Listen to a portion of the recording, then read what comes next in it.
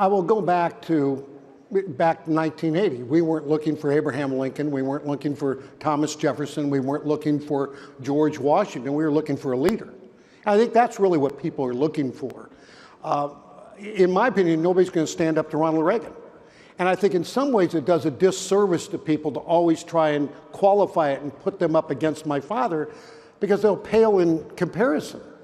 And I think when they do this with Donald Trump, it takes away from what Donald Trump may, in fact, accomplish as President of the United States. It'd be nice at some point to have a Donald Trump dinner, not a Donald Trump friend of Ronald Reagan dinner.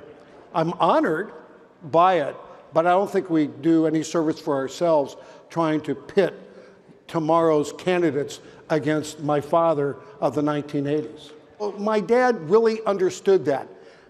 Let the left disintegrate itself. You don't need to help it. It's already going there.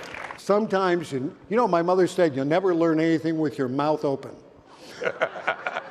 Or your fingers on Twitter. Or your fingers on Twitter and what have you. But, you know, he tweets like a madman. But my dad also understood his audience. And Trump understands his audience. While they're talking about the Russians, in fact, getting all this information and what have you, stealing this information, helping Donald Trump to become president, back in 1980, the Democrats were knocking on the door of the Soviets during the Cold War, trying to enlist their help to defeat my father in 1980, and Kennedy was enlisting their help to defeat a sitting Democratic president in 1980, but the media will not cover that story, because that's not their agenda. It's not that they're always fake media.